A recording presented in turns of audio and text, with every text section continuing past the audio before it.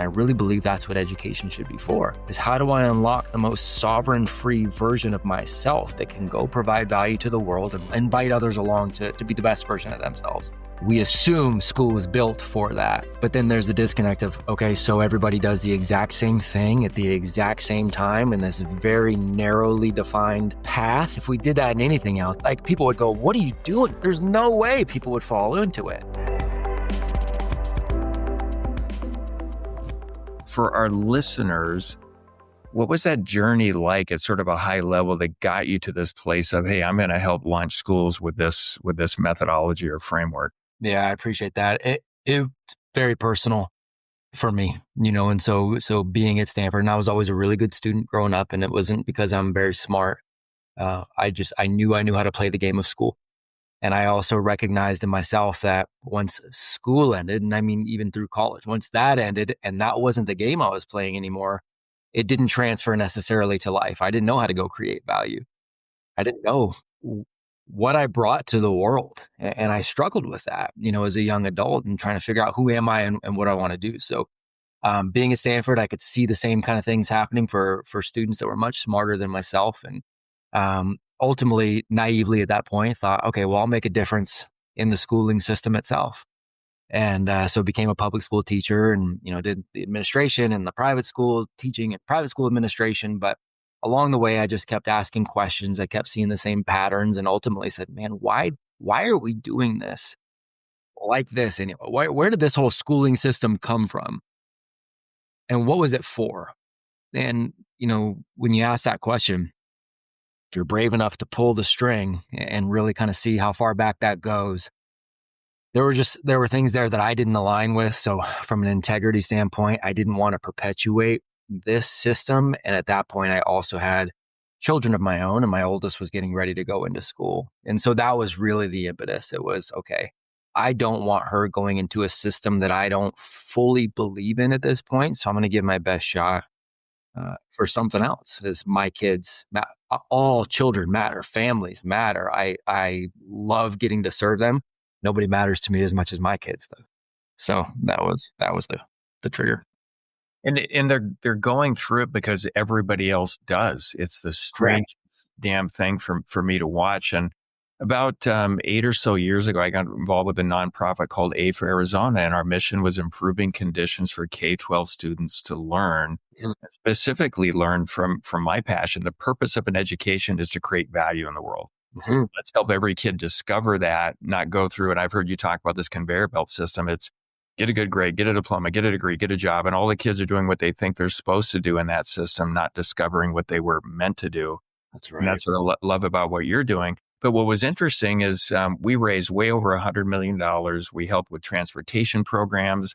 The money in Arizona will follow the kid wherever they want to go, their school choice. But if you're a low-income family in a rural area, your only choice is the failed school down the street sometimes. And so we were able to get them to 5 or 6 other choices and do that. But here's the thing, and I'd love your take on this.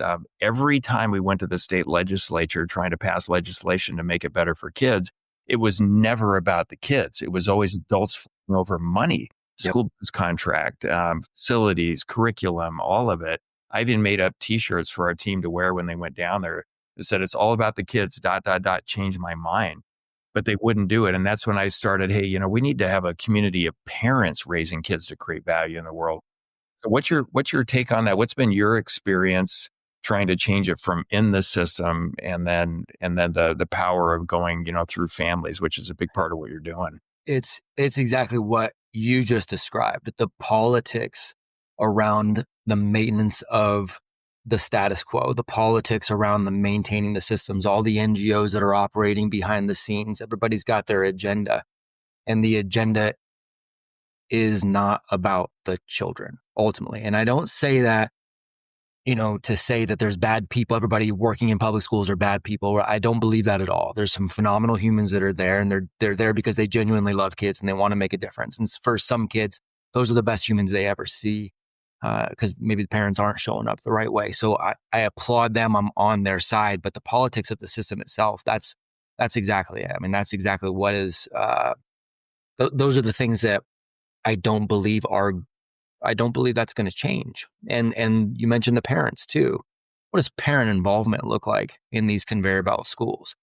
That's a misnomer. Parent involvement is, come to a PTA meeting, perpetuate all of the systems that we have here. We're going to make sure there's homework, and your job is to make sure that this system, when they leave here, they're recreating it at home, and you're just going to harp on them. And um, it's indicative of really kind of the overarching agenda, in my opinion. So getting the parents truly involved, meaning the parents are growing now as well. The parents are recognizing that they are designed to be the primary educators, and truly having a partnership where we go, okay, here's the environment that we're creating for this young person, but we want insight. We want your insight. We want you signing off on their goals too. We want the student to set the goals. We want you signing off on those goals.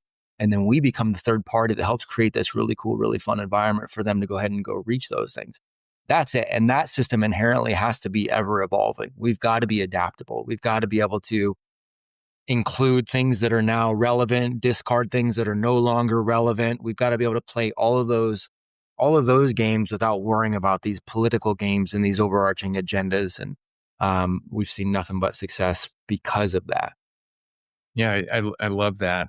And a lot of schools struggle, most of them struggle to get the parents really involved. And Yes, so sir. level one is they're helping with the school. They're, Mhm. participating in different events and doing things. What I've done, love to get your take on this. So I took over a failed kids banking app company last year, the end of May. Mhm. And I changed directions and I said, look, so I'm the CEO of this company called Dinner Table. And I said, we're going to build a community of families. I've been thinking about this for a while. Let's do it here. And so what we're doing, we're finding K-12 school partners, and I run 2 low-income community partners in Phoenix myself. So it's a 2-hour session, one day a month for each. And the parents come in, they bring their kids. The program's designed for parents, but it's taking them on this value creation journey and foundationally establishing a value creation culture within the household. And Mhm. and every one of the sessions are designed to be standalone, so you could come at any time and get a lot of Mhm. value.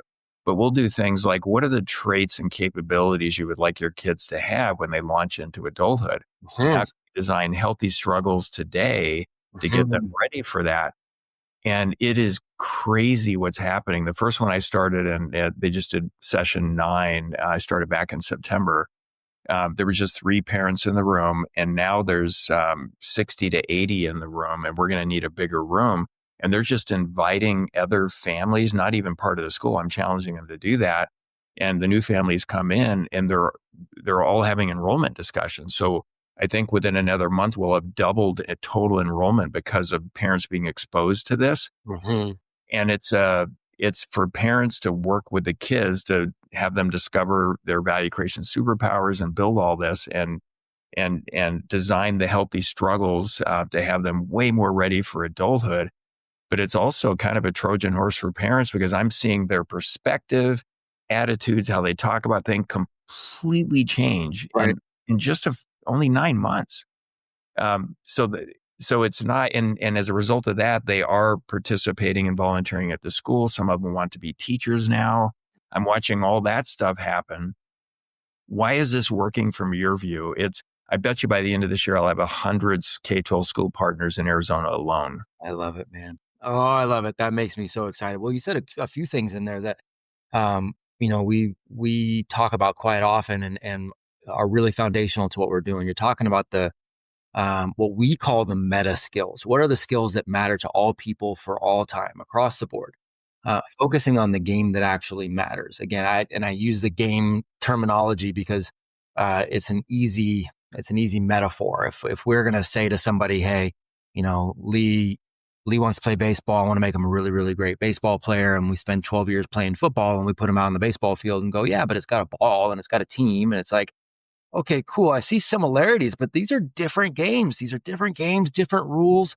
And to me, that's school versus life, right? There's some things that cross over for sure, but it's not even really trying to get apples to apples, as close as we can. We're not integrating them into real world environments. So that game, we got to just take a step back and go, okay, well, what are the meta skills? What are the things that do matter for all people for all time? So we're going to focus in our campuses on that.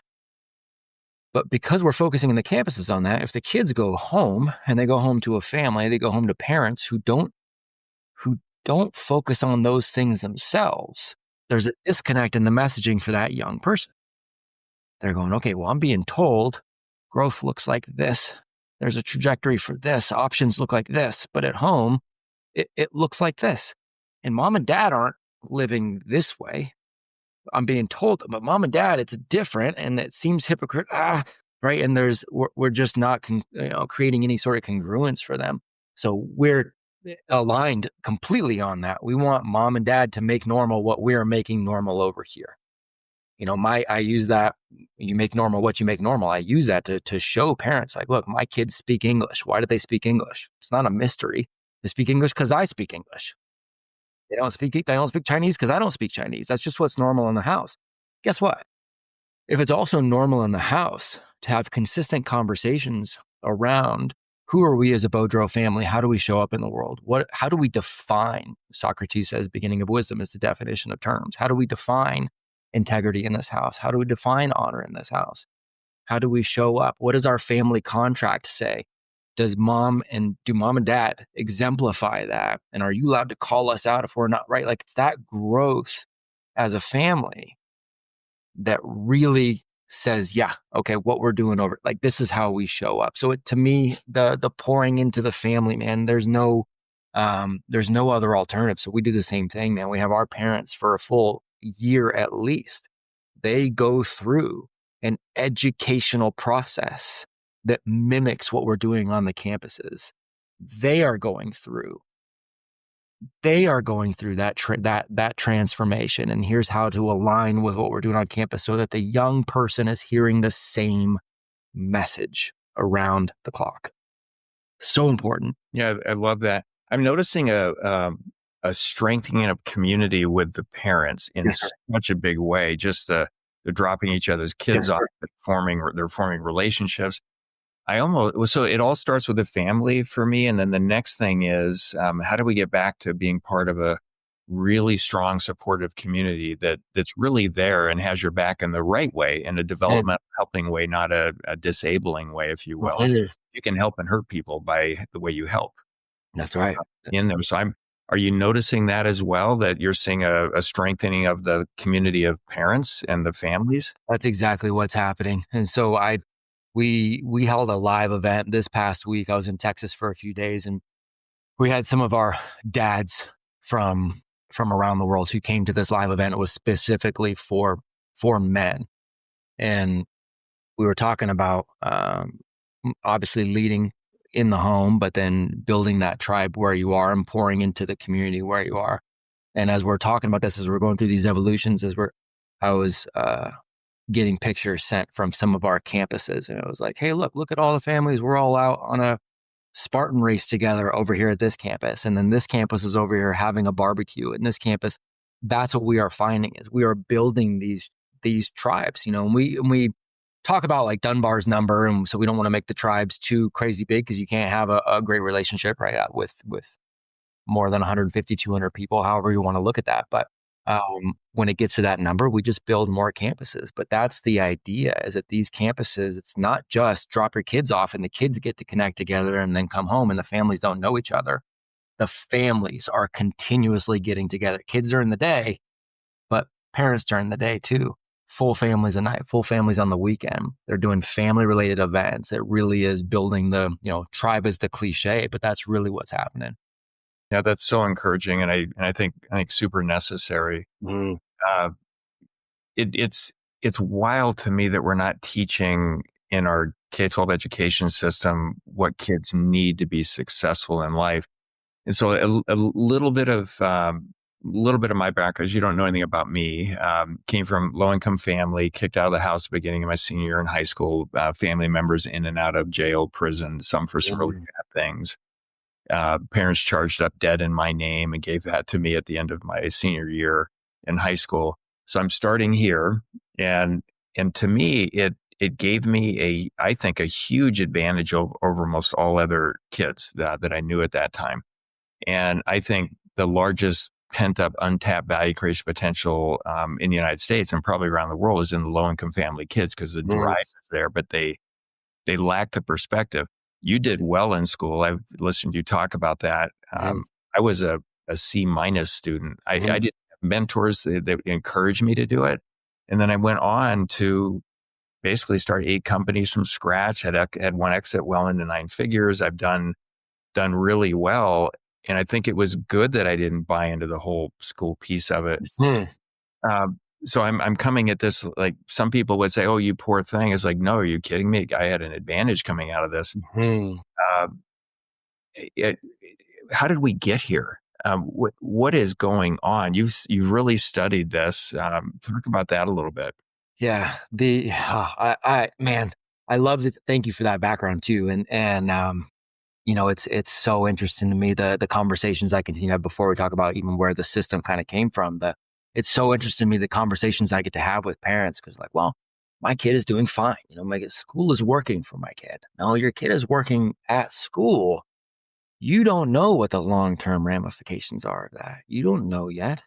I know so many, and the thing is, we all do know this. There's the difference between the intellectual understanding of the trajectory of things for so many people, but the emotional attachment parents still have to schooling. Because you and I both know people who did extraordinarily well in school and life didn't work out that well, and people that, like you said, were C students. I was a good. I knew how to play the game of school. So what? That didn't map out to anything that was relevant to me later on. I also have, I've got friends that I grew up with that were the C student and the D student.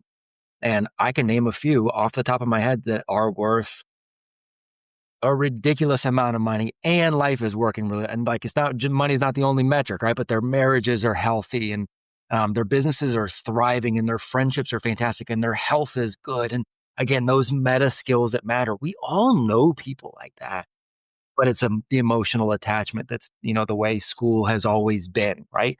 And that's the big problem. We've got this idea that school was put together by all of these experts who got together and went, okay, well, let's take a look at child development. How do we create a truly educated public?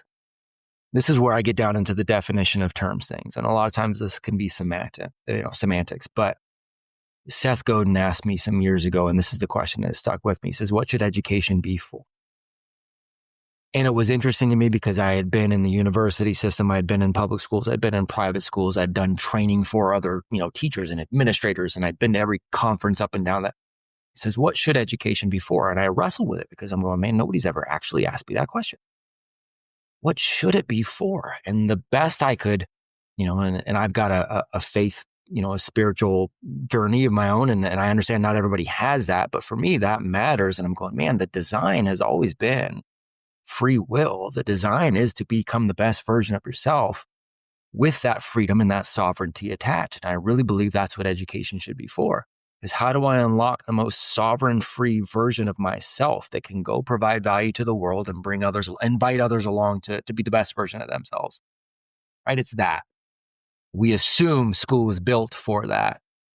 But then there's the disconnect of, okay, so everybody does the exact same thing at the exact same time in this very narrowly defined path. If we did that in anything else, if we did that in medicine, if we did that in, just even going to the grocery store, you can only shop in these 5 aisles when you're this age. And, you can really shop in these as you get to this. Like people would go, what are you doing?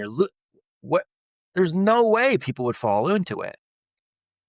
School was designed with a similar construct in mind to get a very narrow focus of a human experience, ultimately with a main goal to be to create habits of obedience, to create habits of listening to the authority, which i.e. is the government. It's a Prussian system that was designed to create people who are smart enough to follow directions, but not really brave enough to break outside of that and think for themselves and to be individuals.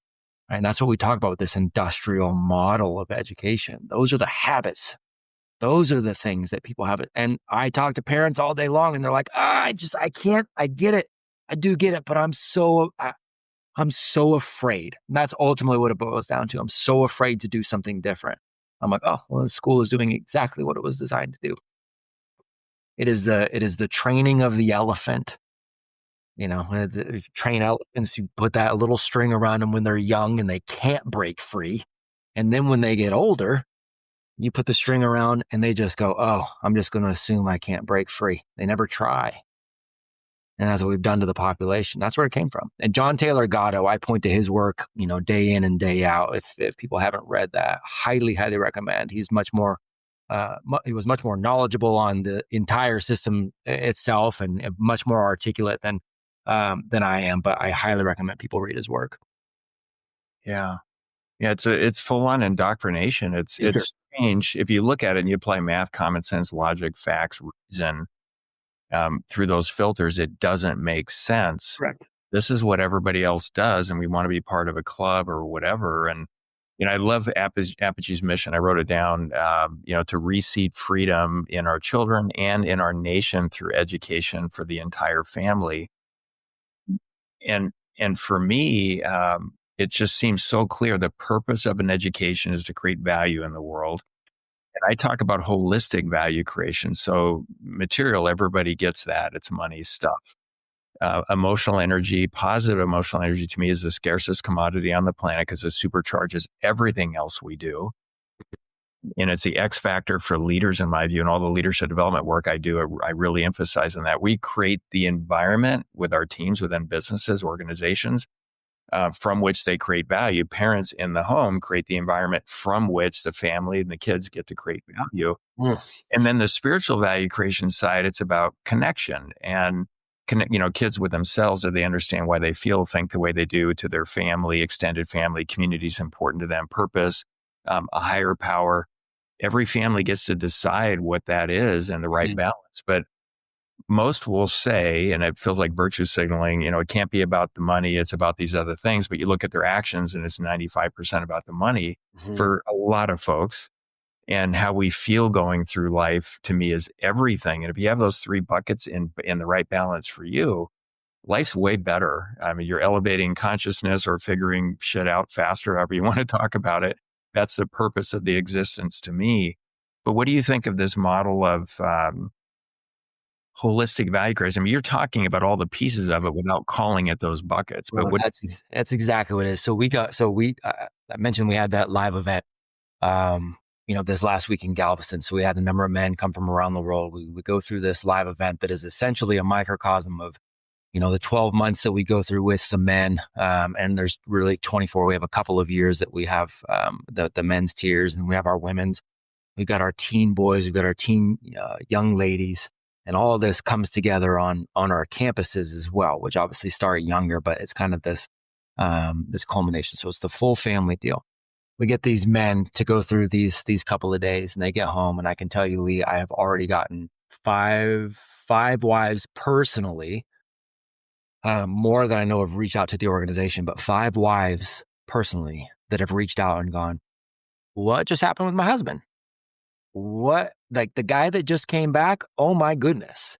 Like, this guy is on fire. Like, I haven't seen him on fire since we first started dating, since we've pouring into our kids. Our kids are like, oh my gosh, daddy is so cool. Like this, like that right there. Come on. Like, you just don't beat that. And so then the challenge is, there's obviously a honeymoon period after something like this. So the challenge is, how do you keep that going? And how do you keep that mentality and that growth going? But those are the things that matter. Money cannot buy those things. That is it. It's those conversations. It's the conversations from, I got a text message this morning from one of our campuses, and it's a young leader. He looked like he was probably 7 or 8. And they're asking, well, how do you know you're a leader? He says, well, that's just what everybody tells us. It's what everybody tells us on campus. It's what everybody tells us. It's what mom and dad tell me at home. Right. And so he's owning that and he's stepping into that. That's it. Like, that's the stuff right there. That's the message right there. And the money part is, that's fine. I understand you got to have money to do business and to be able to, but that's it. You can't beat that. Yeah, and the companies that I still operate a couple today, and I'm invested in a lot of different businesses. But where I did this and did it really intentionally, we got multiples, in some cases close to 3 times what anybody else got when we sold those businesses Mm, because of how fast we grew, how mhm. solid it was, how it impacted the business that was buying us, Yep, or all of that. So I think it really matters, and the money piece is important. But it's really just to maintain the lifestyle you want, or support the business you want, or responsibly grow, right? that's all it is. So, what's been super fulfilling for us, my family is, I got the most amazing wife, most amazing 3 kids. We moved out here to North Carolina a few years ago, bought a farm. We don't get super excited about material things. That's not something that's ever been a huge driver for us. We're not a big, vacation family. We want the life that we don't need a vacation from. So we really like being on the farm and taking care of the land and taking care of the animals. And, so we have a very low overhead as far as our lifestyle and as far as we're still a 1 car family. And even with my kids in sports. And so we just figure it out. Um, what's been super fun these last few years is utilizing our foundations and giving away scholarships and grants to the tune of, well into 6 figures, far more than we take as a family, and just giving that away to help others, to give them experiences like, being able to attend our campuses, or, certain father-son programs, and just helping pour back into the mission. Yeah, make the thing that matters what it feels like to be part of the family. Like, that's the Sure. thing, Yes, sir. not showing the world, look at my house or my Yes, car sir. or whatever.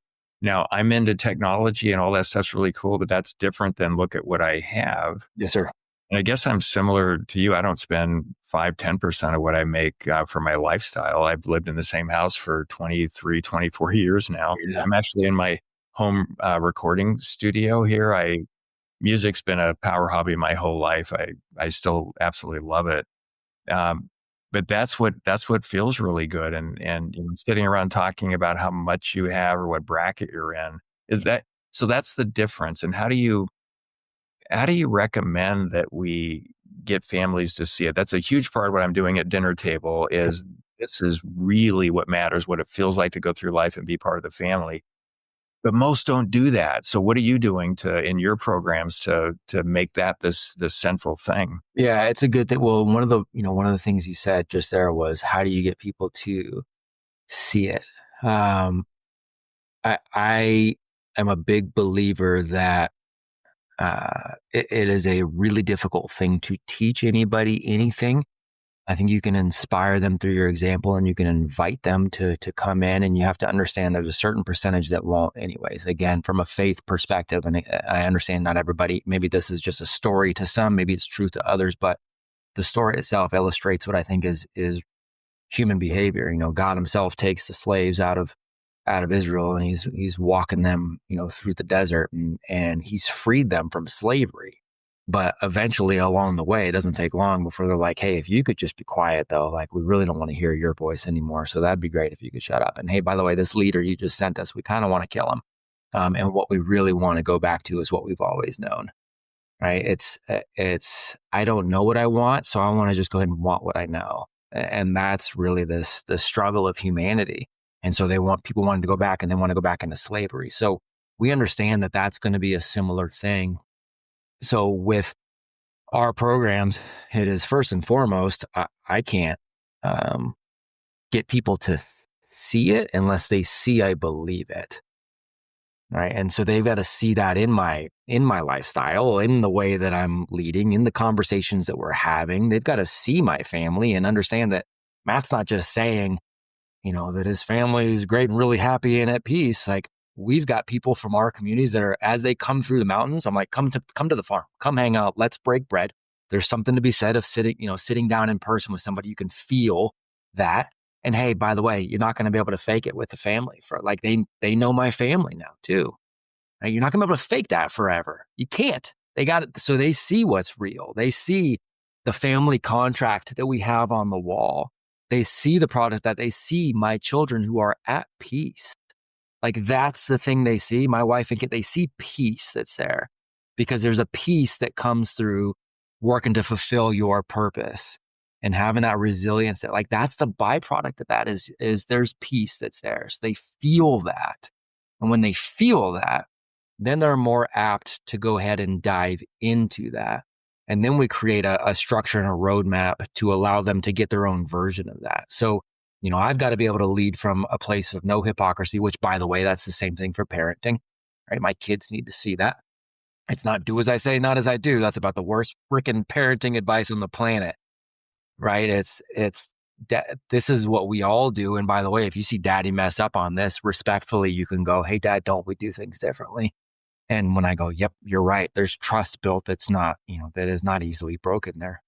And so then we create that roadmap, we create that structure. And in our programs, especially for our parents, the first thing we dive into is defining their roles in life, how they are showing up. So Matt is the friend, Matt is the husband, Matt is the father, Matt is the entrepreneur.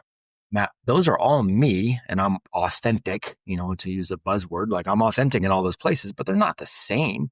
You and I could become extraordinarily good friends. You're still never going to get the same Matt as Heather gets because we're married. And that would be weird if the relationship was the same, right? Like it'd be pretty strange, right? So there's differences there. So we go, okay, cool. Recognizing that, what is the ideal way to show up on this particular field of play? How do I define the ideal?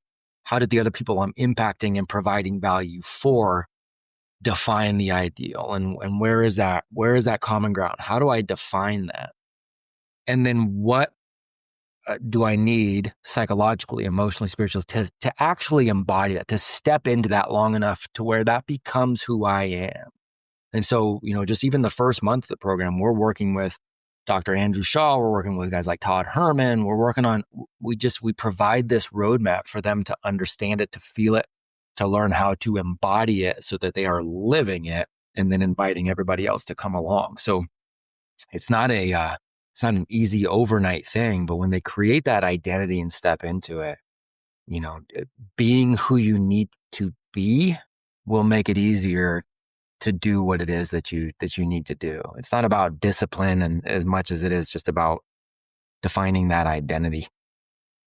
Yeah, and I think being part of a community of Yes, families that are leaning in to do the same thing will make yes, it easy to go that way. And I've never been able to sort of explain so people intellectually understand what we're doing. It's like you have to actually experience this yes, and sir. participate. You actually have to start. You have to do something. There's no magic pill or silver bullet out there That's right. That's along right. those. Exactly it. It's not, there is no magic pill as much as I understand why people would want that. I understand why they think they would want that. I don't think we were doing a little bit of a thought exercise. I don't think people actually want that. They think they want that. We did a little bit of a thought exercise around like, hey, if we could just hardwire your brain, drop something into your brain and it was just bliss all the time, like, would you want that? And not necessarily, and not. So we kind of did it for a number of things, and what it ended up boiling down to is people they want some level of uncertainty. They want some problems to solve. The scary thing isn't necessarily the uncertainty. The scary thing is, am I capable enough to handle the uncertainty? And so that's where that tribe comes into is going, you can't have all the answers, but let's just show you how to ask better questions and have good people around you to help you through them. Well, and where does self-esteem and fulfillment come from? Mm-hmm. Everything being as easy as possible and just laying there? Right. Not at all. Right. And I think all the opportunity in the world is in the struggle. And Yes, I sir. define struggle as any effort put forth to improve a life condition, develop a character trait, Yeah. a capability, that struggle, micro to macro. And Yeah. we talk about in the work that I'm doing with our communities, we talk about struggle in three different ways. Normal, healthy struggles, stop taking away from kids. And by the way, stop taking them away from adults in the workplace. Yes, sir.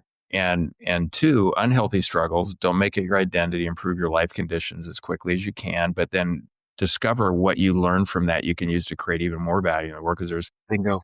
there's value everywhere. And then the third type is just the intentionally designed struggle to we are guides for our kids, right? To get them ready for adulthood on top of being a loving, caring, family member, parent. How do you think about, or how do you talk about struggle? Because I value it. The harder it gets, I just know this is going to be amazing when I come out the other side. That's after 63 years. That's how I feel about it. How do you how Yeah, do you about it and get them there? Yeah. that's exactly it. So we started out talking about the self-esteem, and I agree. It is an understanding that you've got a reputation with yourself. And so when you are overcoming certain things, or at least facing certain challenges, and you come out the other side, that's where you're earning that self-respect. That's where you're earning that self-esteem. Self-esteem, that's something that's got to be earned. Cockiness can be pulled off a shelf. Self-esteem has to be earned through doing something that matters. And so I like that we're actually talking about the word struggle, because it is something that we talk about in our communities quite a bit. And I mentioned earlier, Socrates' quote of um, definition of terms, right? The beginning of wisdom being the definition of terms. So it's very trendy, culturally trendy to say, I'm just really struggling right now. So it's trendy for men to post, I'm just really struggling. And can you come alongside me? Okay, we're really struggling. So that word gets used quite a bit. So I actually went in and took a look at the definition, because I don't love the kind of the cultural propensity right now to put any sort of victimhood on a pedestal. I think there is something to having more inspirational hero stories that we can go back to and go, there are people who have come out the other side. Like, let's put that on. I understand there are struggles. It's not sexy to just sit in them though and just get it's okay from everybody. Like, we're not designed for that. We're designed for the next step of cool, acknowledge the struggle, then let's go beat it and come out the other side. So I looked up that definition of the word struggle, and it is something along the lines of to violently, that is the word that stood out to me in the Webster's definition, to violently motion against chains and restraint. Well, I'm like, cool. When people say they're struggling, awesome. Show me that violent action. Where is it? Because otherwise, I don't want you to use that word. I want you to say I'm pretending. I want you to say, I'm just kind of woe is meing about. I want you to. We can use a bunch of different words, but if you're going to say you're struggling, cool. Show me that struggle, because if it's there, you're going to come out the other side of those chains, and that's important. That's where your self-esteem comes from. Yeah. Yeah. In my different businesses over time, what I discovered, when you're doing it right and creating value in all three buckets, the way I described it, the harder it gets, the harder we laughed. Like, just leaning into it. This is so cool. This is so much fun that we're having, Right. having fun in the struggle. And I just don't know that anything again can be improved without some effort. And is it That's right. you talk about the, hey, we're fine. We turned out fine. This is fine. That's a very micro struggle approach to life. Mm, Why not go for it? Right. right. How do you talk about the difference? And everybody doesn't have to be like you and going for it every day. And I guess you could say I do the same thing too. If I'm going to show up, I'm going to show up. That's just, I think, how I want to be. But how do you talk to folks about the difference between the micro approach to being okay to like make a difference? Yeah. The fine is a 4-letter F word in our in our community. It is one of the only words that's not allowed in our community. Is that because to me that just screams lack of effort to try to optimize. We talk about the fact that perfection is not. It was a friend of mine who said this on a mentor call one time, and I went, "Oof, yeah, that's it." He says, perfection is never possible, but it should remain the standard. And that's how we talk about it. Is like, look, you're never going to be perfect at anything. I'll never be the perfect husband. I will never be the perfect father. I'll never be the perfect entrepreneur. We will not build the perfect solution to this, to these problems that we're trying to solve. We'll never give the perfect amount of value. But man, if perfection remains that standard, you can't help but understand at that point that there's always room to improve. There's always room to grow. And so then the question every day can become, so you can get really impatient in the micro and really patient in the macro when perfection is the standard. I can be really impatient every day of like, okay, well, how do I optimize better today? But that inherently makes me think smaller. But then I also, my targets are more long term, and I'll have some more patience there. I'll have more patience in the macro side, but I'm very, very impatient today. What is the one thing I can do a little better today? What does that micro improvement look like today? How do I optimize for myself and for my family a little more today? And when you have, when you realize, you know, your lifetime is just a series of todays, it's just a series of those moments. And if you're working on that little bit of optimization every day, gosh dang it, over the long haul, that's a hell of a story, man. So I'm not even 10%. I mean, I could make a good argument, not even 1% of what's possible for what I can accomplish in creating value in the world. Mm. And one of the things that I work on is how do I be more and more comfortable in that spot? So I think a lot of folks beat themselves up. I should be doing this or doing that. And there's just a lot of negative self-talk. And I think when you're focused on creating net positive value in the world, Hmm.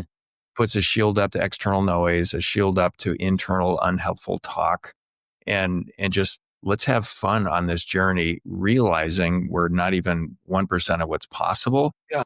But how do you think about being comfortable in that space? Because you're really driven, but you seem very calm, very balanced, happy, fulfilled. Fulfillment's my internal most important number, by the way.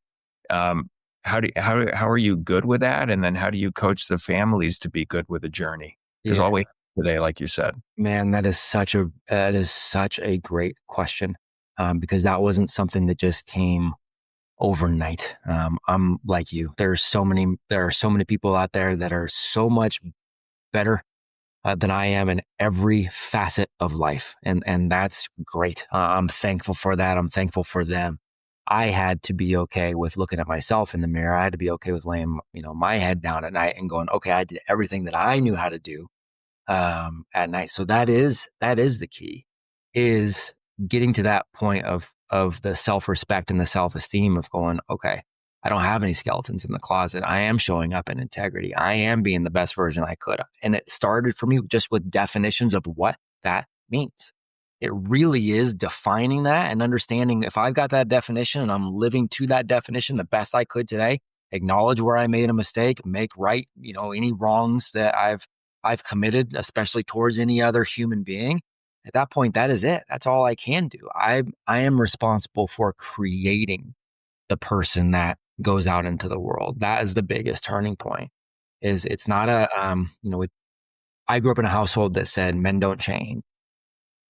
Like, they just don't. Men don't change, especially bad men. They're never going to change. But men just don't change in general. You are the way you are, and actually, it's a net negative if you're different, right? It's a negative if somebody goes, man, you've changed, right? That's always a negative connotation. I had to reframe that to where it was like, the bad words would be, you've never changed, because that growth inherently means change. It has to. By definition, you've got to change. So I would be embarrassed at this point to look back on anything, you know, uh, anything further back and go, yeah, I'm the same guy right there. So that's really it, is having to just define, what do I think the best version of me could be. That's where we start with all of our families. So let's define that. What do you think that looks like? Who reminds you of that? Like, the whole, what was it? The WWJD bracelets that were very popular for a long time, right? Nobody was saying they were Jesus.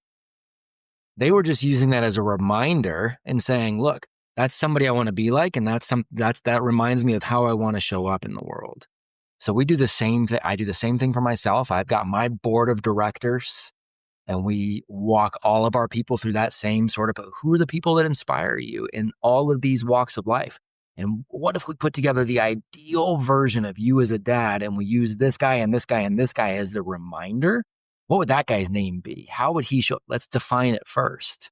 And then let's start talking about continuously walking that in. When you do that, you don't have to sit back and go, I wish I would have. I wish I should have. You get more comfortable with yourself.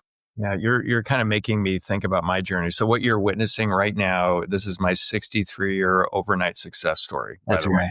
That's when right. when folks say, "Oh, how come this stuff doesn't just happen to me?" I'm like, "Well, it didn't just happen." That's right. But you've got me thinking about the journey, and I love that I've finally gotten to a place where I wouldn't change anything. Mistakes that have been made, the environment I grew up in, any of that, because it made me who I am. It could be completely different and maybe not nearly as in such a value creating way. Mhm. And I'm okay with that. And I even had in one of the companies I'm operating, there's a operations leader that made a really big mistake defending somebody, and all of their actions that ended up being, gosh, this guy was a pathological liar and all kinds of other issues. And it was just game changing. And she was beating herself up. And even in one conversation, I said, look, I just want a Socratic method. What did you learn from this? And she goes, well, you can beat me. So I'm not going to. And I told her, do you realize you're literally twice as valuable to the company now that you just learned this? That's right. Literally twice as valuable. This is crazy. And one of my partners in my consulting business, ETW, was Jack Welch before he passed. Mm, And mm. early in his career, he was a chemical engineer by degree. He literally had an explosion in one of his plants he was responsible that blew the roof off the building. And he's going to meet with his boss thinking, okay, this is it. Socratic method. What did you learn? And saw this and obviously realized as a leader, he's now twice as valuable to the company, GE, that he was before. Um, and and I don't think a lot of leaders look at it that way. And I think the biggest deficit on the planet right now are leaders that are both capable and moral. Mhm. And I was curious, when you go talk to these different companies, there's some quite large companies Yep. out there. What are they asking you to convey in terms of the value to their team members? Yeah, that's a really good question. So, speaking to these organizations, it is usually in understanding how various generations are viewing certain things. And so, what I mean by that is, so you and I, by definition, are different generations. And you got the greatest generation. You got the baby boomer generation. And so then you got Gen X, you got the millennials, you got Gen Z, kind of got this new Gen Alpha, and those get defined sometimes by birth years. Um, Really, they're better defined by perspectives and habits more than anything else. The birth year thing is far too standardized, but it's perspectives and habits. You've got people roughly in these age ranges that have grown up in specific times that really formed and shaped a lot of the perspectives and habits you see. Of course, nothing can be a blanket statement because everybody can individually break out of that, but as a collective, it's interesting because they grew up around these times, and so right. So companies were understanding that we could have 5 different generations operating side by side in the workplace, which really was never kind of designed to happen that way. We could say one thing, and that might be taken 5 different ways, right? It's the same vocabulary, but it's a different dictionary being used, essentially. Does leadership matter? Yes, of course. All 5 generations. Yes. Okay, cool. All right, high five. We're all on the same page. Not if everybody defines that differently or not. If leadership for the boomers means you're going to show up early because that's on time is only early, and if you've got something to say, it better be face to face or at least give me a phone call. And Gen Z thinks showing up on time is like on the dot, on the minute. And hey, by the way, if I'm going to be late, I'm going to shoot you a text message, and just let you know that I'm going to be late there. And if just those little things, you've got all kinds of this going on in the workplace, right? And the same thing if you are, recruiting and you're trying to recruit somebody who aligns from a value perspective with your organization, and you're saying one thing and they're saying the same thing, but then you see that those definitions are different and it creates. So that's really what it was about, is understanding those generational differences. And how do you bridge that gap? How do you start those conversations? How can you be more intentional for communication at the workplace, for hiring the right people, for bringing everybody along and giving them a long-term trajectory with your organization? Yeah, Interesting work. that is really powerful. So I like the way you're framing it from periods of time and what society was like culturally. Yes, sir. my experience, and I get to work from startups to some really large companies, and the type of company they are, because I don't think human nature has changed in all recorded history, but the environment that they operate in does. There you So go. they act generally differently in nonprofits as they do private for profit, as they do large public for profit Same. government. Same human nature, but it shows up differently because of the rules of engagement in the environment. Now you're adding this other piece during these periods of time. You had all of that I just said, and what's going on in the world impacting it. So you're making me think even way deeper. And it's such an interesting thing. And so what's been fun is taking a look at, again, people much smarter than I ever will be, but taking a look at the evidence around what some of these big cultural shifts were driven by. And so starting to define generations somewhat based on that because it changed culture so much. 9/11 is a great example. You and I both remember exactly what we were doing, where we were. You and I know exactly where we I were. know where on the road I was on a 100%. highway and is going around a corner like, oh my gosh, I can't believe this just happened. 100%. I remember exactly. I mean, I was very Yeah. still not a human being that I'm ultra proud of in a lot of ways at that time. So I remember what girl's house I was at, right? And I remember where I was standing in her living room. I remember the black shorts I was wearing. I remember looking to my left to look at the TV and kind of going like this, like what? And not even like just kind of feeling. So I remember the exact same thing. And you've got a certain number of so Gen Z, if we're really going to define that, I like to define that right around roughly 95-ish or a little later because they're not going to remember a time before all of the impact that 9/11 had. They're not going to remember being able to go walk your loved ones to the gate at the airport. They're not going to remember TSA not being a thing. They're not going to remember, right? So there's certain things like that we've just lived through that there was a before and after in certain generations. And this isn't the only example, but there are big moments like that. And I think it's just fascinating because it does shift your view. There are generations that don't remember when cell phones, not, of course, everybody has a cell phone. Of course, the internet. You and I, of course, remember before cell phones and way before the internet. Those are huge cultural shifts that change your perspective of what life is. And that's fascinating, but it does create issues when we're talking about things and we think we're saying the same thing and we're not. It's such a fascinating thing. Yeah, there's a giant component there of appreciation for different things, taking things for granted Yes, that I guess is hard for one generation to understand the other when you look at that. It's kind of funny, super small story, but my neighbor as a little kid, neighbor next door, we actually had two cans with a string where we talked to each other in the can. it's right. So we didn't have cell phones, but we had that going on, and it kind of worked. Oh gosh, bring that back. I'm gonna tell my kids about that, man. They can stream that between their rooms. That's But awesome.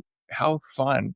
Um, we're almost out of time, but I have one other question. You made an observation around, and again, watching just quite a bit of interviews that you've been on, videos that physical fitness is kind of the gateway to freedom and self actualization and all of that. Mm. I've been in fitness my whole life. So you have a martial arts background. I taught it for my instructor. I had a full-time Taekwondo school for about 4 years, for another 10 years part-time. Stopped, I don't know, probably 8 years ago or something like that. Mm. Loved it, still connected with the community. I'm sponsoring a bunch of kids to go to Worlds in Croatia this year. But what does that mean? Gateway to, So cool. Oh, so cool. I love that yeah, thank you for bringing that up too. The physical fitness component, there's a lot of talk nowadays about, especially like mental health for our families and for our kids. But we talk about it in a way that makes them assume that there is something to be scared of. There's a boogeyman, that mental health is something they have on them somewhere. It's like, shoot, man, is it in my pocket? Like, where the hell do I find this mental health? As opposed to that being a byproduct of a number of things, right? Just solid relationships, solid examples, but the physical health is a huge part of that. From a physiological standpoint, a healthy human being, from a physiological standpoint, is going to have better cognitive function. It's not rocket science. So like the fact that we are not making that a priority for our kids and for our families is a giant issue for us. That's why physical fitness is a non-negotiable integrated piece. And then, of course, you have all the secondary benefits of all the self-respect and self-esteem that we were talking about earlier. Well, when I can do hard things, when I can push myself physically, it's not just the endorphins that I get from that and all, the byproduct of looking at my physical body and going, okay, but I know that I've now pushed through something difficult too. And so there's that self-esteem that comes from that too. So that, to us, the physiological result is provable. It's undeniable. So why would we not have that in every program that we have on our campuses? Fitness matters, and it's not just from when we talk to our parents too. It's like, look, you want to get a six pack, or you want to that's great. That's awesome. That's great. I'm more concerned about you being healthy. You know what I'm excited about? I'm 45. I still work out constantly. I still train in martial arts, and I can do quite well at this live men's event. I got in the ring with 20 different guys right in a row just as part of these evolutions that we were doing. And I love that I was able to compete and hang with them. And a couple of them are actually pro fighters, and it was great to be able, that part is great. Yes, I can still show a six pack. Good for me. You know what I'm more happy about? I haven't had as much as like a cold really in the last 10 years. I wake up in the morning and I genuinely feel good, and I can think well, at least for me. I think well, like there's cognitive function there. My mood is solid. I don't wake up angry. I don't wake up anxious, right? And John Haidt wrote that great book, The Anxious Generation, right? You got like the anxiety that these young kids are feeling. A big part of that is the physiological breakdown. So I think it's such a simple component, but it is so overlooked. Yeah. And it should be central in the family. It should be in Yes, schools. sir. Even the largest company that I've built, we had a little over 500 team members, and I sold it in 2016.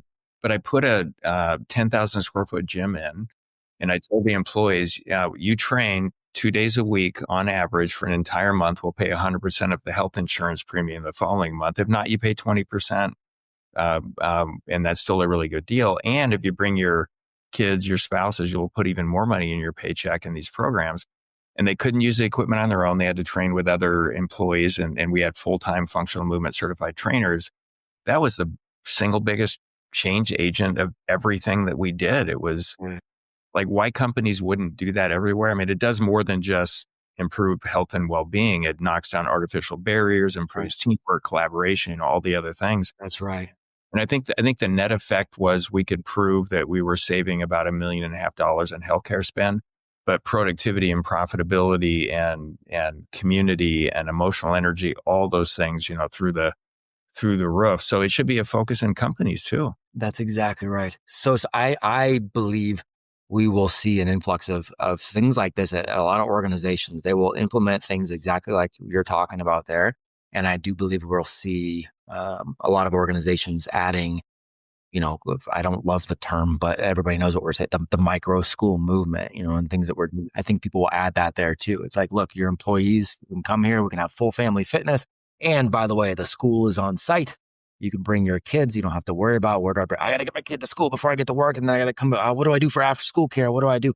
I think we'll see more and more organizations that'll offer both of those things. And I think they're smart to do so. But yeah, that physical fitness piece, so great. I don't know if you ever saw the La Sierra High School. You ever see that back from the 60s? And oh man, there's an amazing documentary. I wish I could remember what it's called, but it was on Amazon recently. But it's about La Sierra High School. In the 60s, JFK, so La Sierra was out in the Sacramento area of California. JFK ventured out there, and they were talking about the physical education program that was being developed at La Sierra and how that needed to become the physical education standard for the rest of the country. And there was a number of reasons that did not happen. But You go back and take a look at this documentary, you've got all these, I mean, the young men are just in ridiculous shape with this physical education program. They're also being ranked. They're being ranked with the color of shorts that they wear. That's another thing. We don't, encourage this kind of competition anymore because we don't want somebody's feelings to get hurt. But I'll tell you what, in the history of the entire school and their program, they only had 2 students that never, moved forward out of everything. And you go back and you listen to those gentlemen who are now grown men, and they talk about that time, and of course, what great physical condition they were in. But they tell you the best part is because they were all working together, they were competing against each other, they were in great physical condition. There was no bullying. They were collaborative. They built these relationships, right? All the things, again, mental health wise, those problems were not there. I think that's a huge part. Sorry to go off on a tangent, but No, I actually love that. I viewed all of that, to me, being bullied or whatever. I even got beat up by gangs as a kid. sure. As healthy struggles, learning to navigate the world. So I was good. I wish we had another 2 hours to talk. We're kind of running up against it.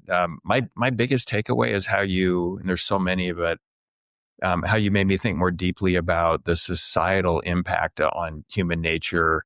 And as all these different rules of engagement, different types of organizations, schools, companies, all of that fit together. So I love that. Was there anything that stood out as sort of a big takeaway for you in our conversation? Yeah, big takeaway is I want to bring Lee in to my community, and that's not a lie. So every week we get the honor of having multiple conversations with our men, with our women, with our team, like in all these different verticals that we have.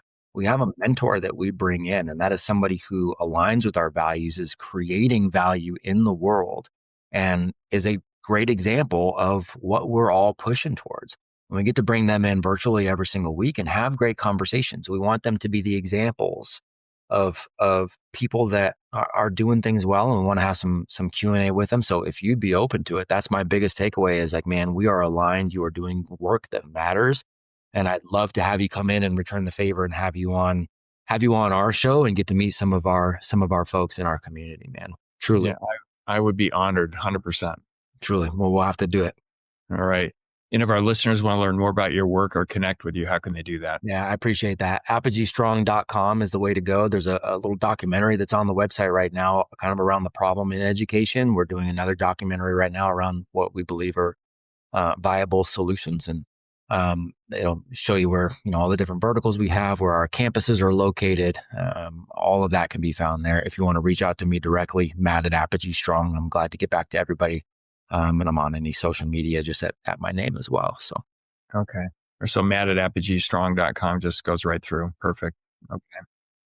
All right. Well, thank you so much. This has been such a pleasure. Oh my gosh. Honor has been my own. I appreciate you. Yeah, thank you. And this has been the Show Your Value podcast. If you got some value out of today's episode, I got a ton. Please leave a review, and subscribe. And until next time, show your value to the world.